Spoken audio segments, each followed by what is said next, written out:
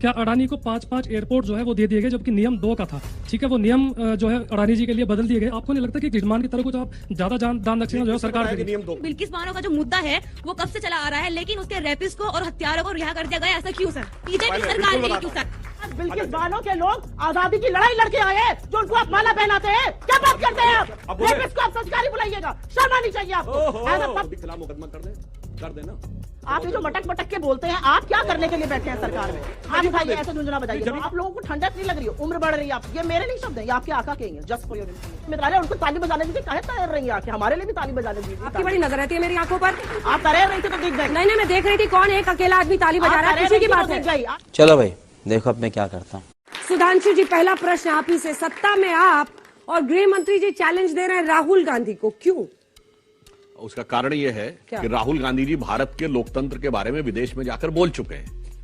अच्छा, 7 फरवरी को राहुल गांधी जी ने सदन में करीब 40 मिनट अडानी पर बोला। मोदी जी की एक तस्वीर भी दिखाई जिसमें मोदी जी अडानी जी के हवाई जहाज में बैठकर थोड़ा आराम फरमा रहे हैं। 40 मिनट की स्पीच थी। उस स्पीच के 18 अंक एक्सपंज कर दिए गए। एप्लीकेशन विड्रॉ होती है, 8 हियरिंग होती है, 23 मार्च को फैसला आता है और 23 मार्च को ही लोकसभा राहुल गांधी जी को निष्कासित कर देता है। इसको अंग्रेजी में या हिंदी में क्या कहते हैं मुझे नहीं पता। इसका एक ही नाम है fixed match reverse engineering process. आपको एक केस चाहिए था जिसमें 2 साल की सजा हो। बात तो सही है। हिंदुस्तान के न्यायालयों में अभी तक एक भी ऐसा केस नहीं है जिसमें इस मामले में 2 साल की सजा मिली हो। कि ये जो पिक्चर है ना, इसने भारतीय जनता पार्टी के होश फाख्ता कर दिए।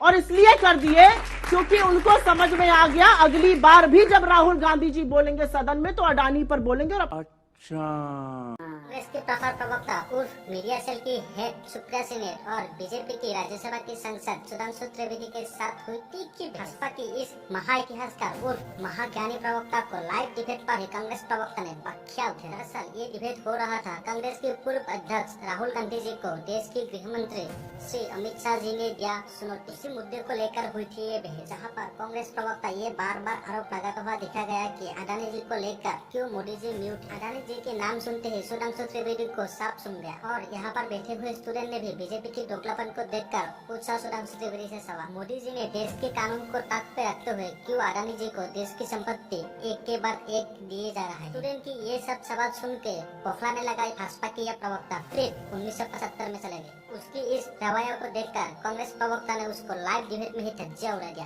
देखिए आप इस वीडियो में। अगर आप लोगों को ये वीडियो अच्छा लगे तो प्लीज वीडियो को लाइक करके चैनल को सब्सक्राइब जरूर कीजिएगा। लेकिन सवाल सिर्फ ये है, हम अडानी के हैं कौन? और इसका जवाब देने में भारतीय जनता पार्टी असमर्थ है। क्यों है? राहुल गांधी के प्रश्नों से आप लोग डर गए हैं, इसीलिए आप लोगों ने ये साजिश रची उनके खिलाफ। इन्होंने समाप्त, मुझे क्रेडिट नहीं चाहिए क्या? वहीं से शुरू करते हैं। हम अडानी के हैं कौन? इंदिरा गांधी जी 1975 में हाई कोर्ट के द्वारा चुनाव में धांधली और भ्रष्टाचार के आरोप में सदस्यता खारिज कर दी गई थी और 6 साल तक चुनाव लड़ने पर प्रतिबंध लगा दिया गया था। कह रहे हैं राहुल गांधी को आप संसद में नहीं बोलने देना चाहते हैं, बकिया आप क्यों उधेड़ेंगे, इसलिए इस पर जवाब नहीं दिया आपने। प्यारी समझ गई। राहुल गांधी जी आज तक संसद में कितना उनका बोलने का ट्रैक रिकॉर्ड रहा है? एवरेज है, बिलो एवरेज है या हाई एवरेज है? 40 मिनट का तो भाषण बता ही रही है उस दिन दिया, उसमें से आपने कई हिस्से और एक और आपको बात बता दें, संसद की प्रोसीडिंग में ध्यान रखने की बात है, फोटो या पोस्टर दिखाना वहां की नियम के विरुद्ध है। इसलिए जब भी आप कभी ऐसी कोई चीज दिखाएंगे, वो ये लॉ कहता है कि वो एक्सपेंज कर दिया जाए और वो राहुल गांधी जी के पिताजी के नाना के जमाने से लॉ है। अभी बदत है भाई, अभी बदत है। अडानी एक चीनी कंपनी के साथ मिलकर हिंदुस्तान के हर पोर्ट में पोर्ट बनाएंगे, चाहे वो मुंद्रा हो, दहेज हो, हजीरा हो, कांडला हो, विशाखापट्टनम हो। और जब उससे सवाल पूछा जाएगा कि ये चीनी नागरिक कौन है, तो सारी सरकार मौन धार लेगी और कहां चले जाएंगे? राहुल गांधी जी के पिताजी के नाना पर। उनकी कृपा दृष्टि थी जो हम और आज आप यहाँ पे पढ़ लिख कर खड़े होकर बहस कर रहे हैं। आप कुछ भी बोलो, ये नहीं सुनने वाला। आपका बस चलता तो आज तो गांधी के हत्यारों को पढ़ाने का पाठ्यक्रम आपने बदल दिया है। अब इस देश के बच्चे इतिहास के पन्नों में ये नहीं पढ़ेंगे कि नाथूराम गोडसे वो हत्यारा था जिसने महात्मा गांधी की हत्या करी, जिसकी संघ को, जिसकी संस्था को लौह पुरुष सरदार पटेल ने बैन किया। ये गांधी के हत्यारों के साथ खड़े रहकर हमको भाषण देंगे। मेरा अभी भी एक सवाल है, अडानी जी पोर्ट में, एयरपोर्ट में, सीमेंट में, रिन्यूएबल एनर्जी में, एग्रीकल्चर में, तमामों जगह एकाधिकार है उनका मोनोपोली है। सरकार ये जानना नहीं चाहती कि ये लोग कौन है जो पैसा लगा रहे हैं। जोर जोर से बोल के लोगों को स्कीमें बता दे। दिल्ली में आके चिल्लाना है और अपने पीछे से अपने राज्य में इस इन्वेस्टमेंट देश लाना के है। प्रधानमंत्री बताइए ना, और इनकी क्यों नहीं सारी कैंसिल कर सरकार, रहे हैं? एक मिनट, इस देश के प्रधानमंत्री और इनकी सारी सरकार झुंझुना बजाने के लिए दिल्ली में बैठी हुई है। सब कुछ जो करना है वो राज्यों को कर ले, ये झुंझुना बजवाएंगे और ताली बजवाएंगे, बस यही इनका काम है।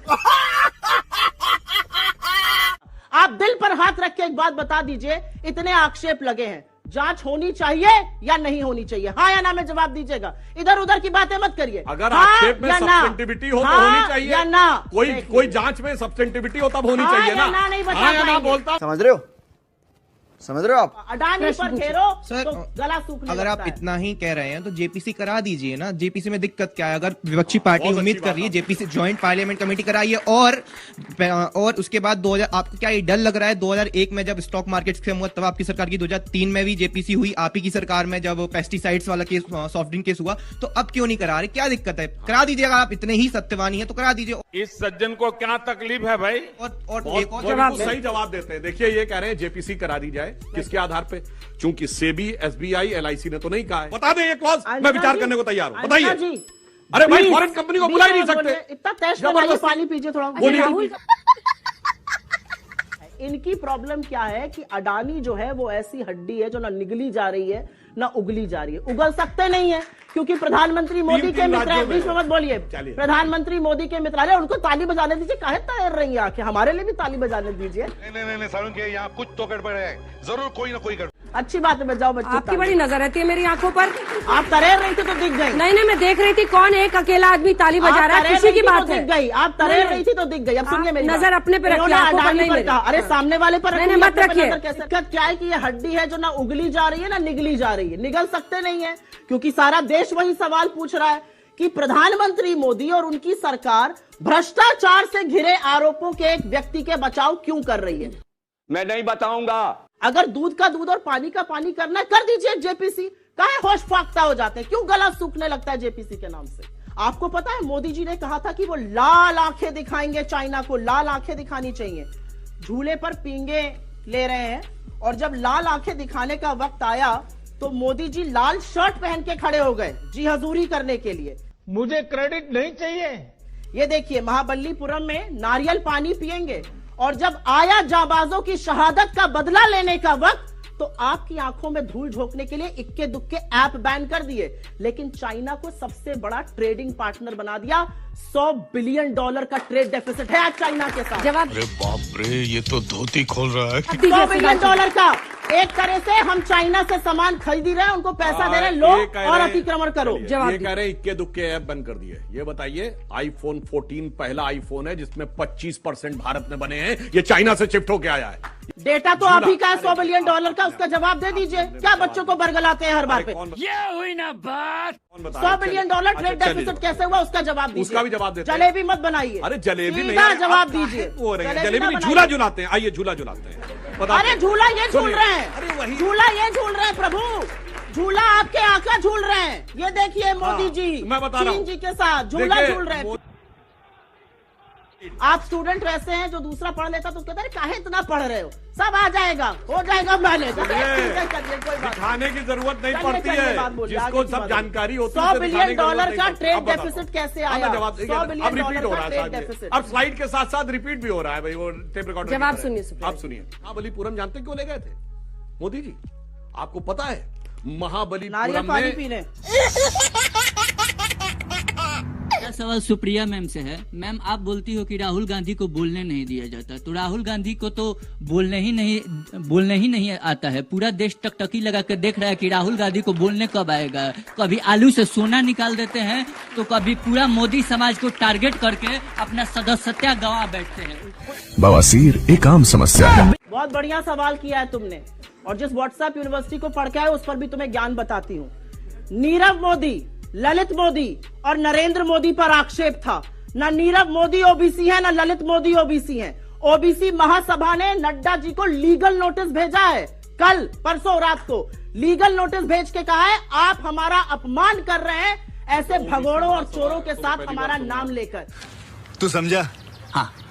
ये ओबीसी महासभा ने चिट्ठी लिखकर लीगल नोटिस भेजा है। आइंदा के लिए जान लेना, चोर को चोर कहा जाएगा और नीरव मोदी और ललित मोदी इस देश का पैसा चुराकर भाग गए। राहुल गांधी जी के बारे में आप बोल रहे थे, सुन लीजिए। ये जो आलू सोना वाला बयान तुमने व्हाट्सएप पर देखा ना, वो बयान मोदी जी ने दिया था।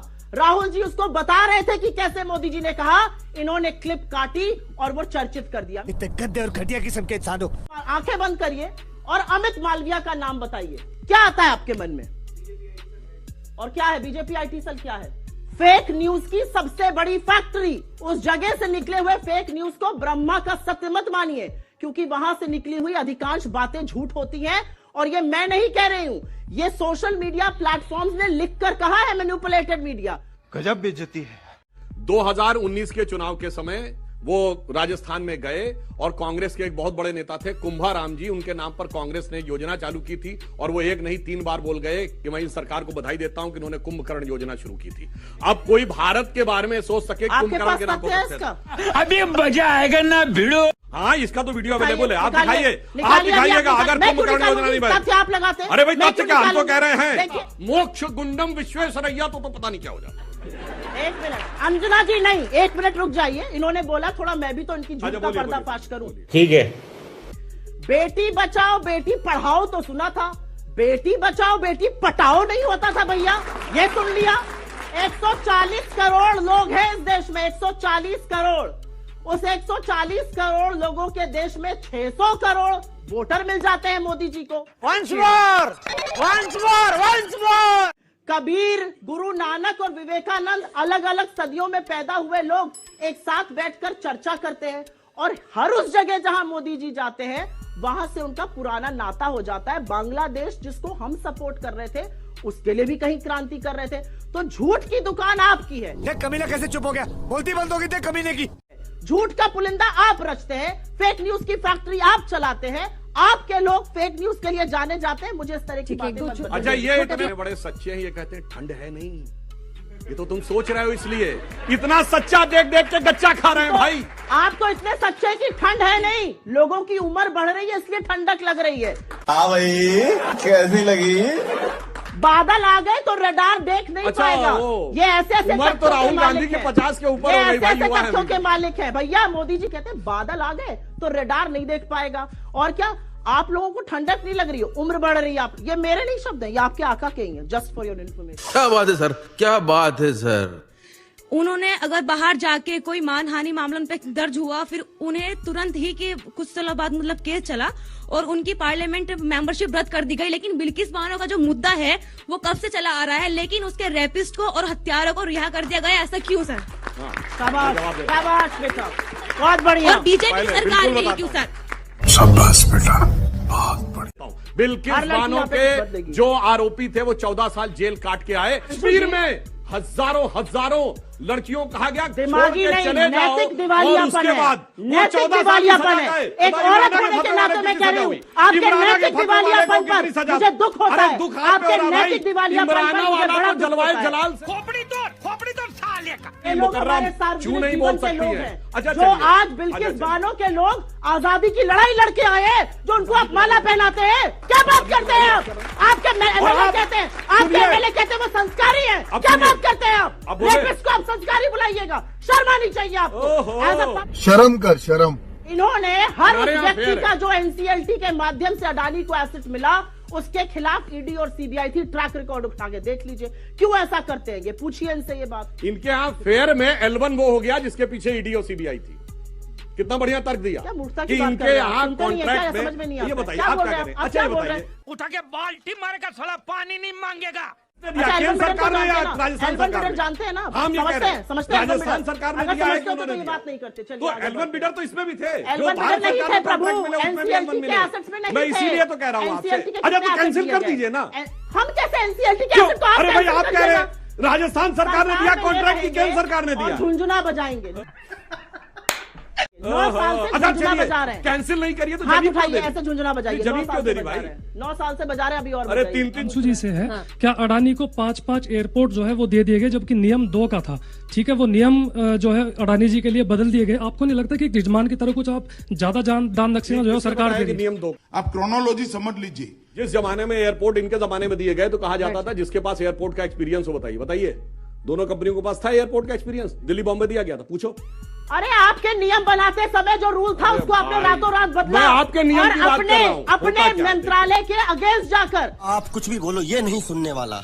फाइनेंस मिनिस्ट्री और नीति आयोग दोनों ने लिखित में कहा था ये गलत है, आपने वो रूल बदला। इसको आप इस सत्य को नहीं नकार सकते, पूछेगा अपने मंत्री से जाकर। पीएम भी कह रहे हैं 24 से पहले विपक्ष और विदेशी लोग एकजुट होकर सरकार के खिलाफ, देश के खिलाफ बोल रहे हैं। रुको जरा, सबर करो। सारे भ्रष्टाचारी एक मंच पर।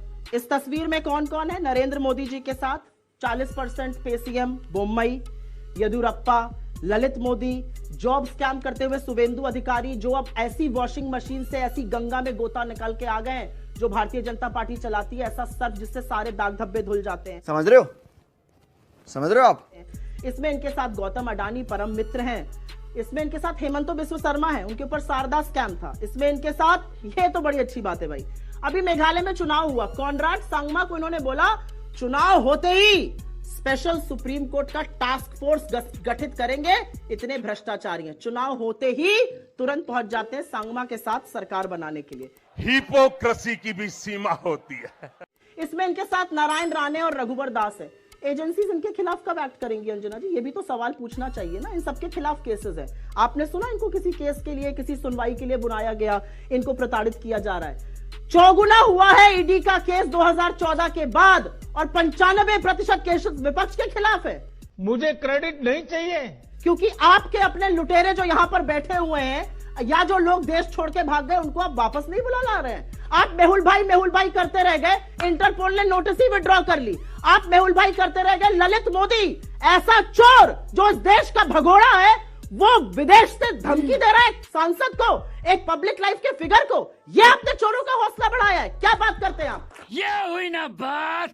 मेहुल भाई, ललित मोदी, नीरव मोदी, सब इनको चकमा देकर भाग जाते हैं। ये बेचारे हाथ मलते रहते हैं। विजय माल्या का मनमोहन सिंह जी को धन्यवाद ज्ञापन करते हुए कि स्टेट बैंक ऑफ इंडिया ने मेरा लोन रिजेक्ट कर दिया था, मगर आपकी संस्तुति के बाद मुझे वो लोन मिल गया है। यह धन्यवाद ज्ञापन का लिखित में प्रमाण अवेलेबल। रुक, तेरे को बताते तेरी। विजय माल्या ने जब देश छोड़ के भाग रहा था तो एक थैंक यू सर्टिफिकेट सबसे पहला अरुण जेटली जी को लिखा था। मेहुल चोकसी और नीरव मोदी के खिलाफ लगातार विपक्ष से चिट्ठियां गई, प्रधानमंत्री कार्यालय में कार्रवाई क्यों नहीं हुई, उसको क्यों भागने दिया गया? जवाब दो। अब आ रहा था तो ललित मोदी के खिलाफ मुकदमा कर देना। आप ये जो मटक के बोलते हैं, आप क्या करने के लिए बैठे हैं सरकार में? आप सरकार में क्या करने के लिए बैठे हैं? तो कुछ नहीं, देखो भैया, मोदी के खिलाफ भी मुकदमा हम कर रहे, नीरव मोदी जो भाग गया उसके खिलाफ भी हम लड़ रहे हैं। तो आप क्या करने के लिए बैठे हैं? जलेबी बनाने के लिए। एजेंडा कुछ है या बस यही चलता रहेगा? फुटबॉल कुछ है? हमारा एजेंडा तो बहुत साफ है। 3 चीजें, अडानी को जन कल्याणकारी कार्य के तो जो साहब वो किसी से मिलते नहीं है, इनके गले पे हाथ नहीं रखते। हमारा जो बंदा था वो 3500 किलोमीटर चल रहे थे और अजनबियों से मिल रहे थे, युवाओं से मिल रहे थे, महिलाओं से मिल रहे थे, वृद्धों से मिल रहे थे, उनके हौसले बढ़ा रहे थे और इस देश को जोड़ने का काम कर रहे थे, जिसको बार बार खंडित करने का काम आप करते हैं। क्या बात है, क्या बात। हमारा सिर्फ और सिर्फ एक एजेंडा है और हमारा एक एजेंडा यह है कि ऐसा हिंदुस्तान बने जिसमें इन युवाओं के लिए रोजगार हो, जिसमें महंगाई कम हो और जिसमें वैमनस्यता और नफरत फैलाने वाला इनका बाजार बंद हो और मोहब्बत की दुकान खोले। हमारा सिर्फ यह एजेंडा है। क्या बात है। भारत जोड़ो यात्रा की समाप्ति पर दोनों भाई बहन कश्मीर में जिस प्रेमपूर्ण सानिध्यपूर्ण माहौल में बर्फ के गोले फेंक रहे थे, मोदी जी और अमित शाह जी को धन्यवाद देना चाहिए। वहां आर्मी के सामने पत्थर फेंके जाते थे। ऐसी कृपा करी मोदी जी और शाह जी ने जम्मू कश्मीर में कि ये व्यक्ति धांधली करके पीएमओ का अधिकारी बनकर जेड कैटेगरी की सुरक्षा लेकर मिलिट्री बेसिस में घूम रहा है। ये आपने हमारी राष्ट्रीय सुरक्षा छोटा सा जवाब हमारी राष्ट्रीय सुरक्षा के साथ खिलवाड़ किया है कि हर पोर्ट में अडानी चीनी को लेकर घूम रहा है और आप अडानी और चीन का नाम लेने की हैसियत नहीं रखते हैं। असलियत ये है। क्या बात है। आप कुछ कहेंगे उस पे? चीन ने 11 जगहों का परसों अरुणाचल में नाम बदला है, आप कुछ कहने की हैसियत रखते हैं? प्रधानमंत्री सुधांशु कुछ जी कहेंगे जल्दी उस से पर? जवाब 3 दीजिए। बार नाम बदला है आखिरी चीन ने लाइन, अरुणाचल में। आखिरी लाइन सुधांशु। सुनिए आखिरी लाइन। आपकी इस अरे वो गलत सिर्फ याद नाम बदलने की हैसियत पे रह गया, आपके जमाने में तो नक्शा बदल दिया था। क्या अरे कहना क्या चाहते हो? बहुत बहुत धन्यवाद आप दोनों का हमारे साथ इस चर्चा में शामिल होने के लिए।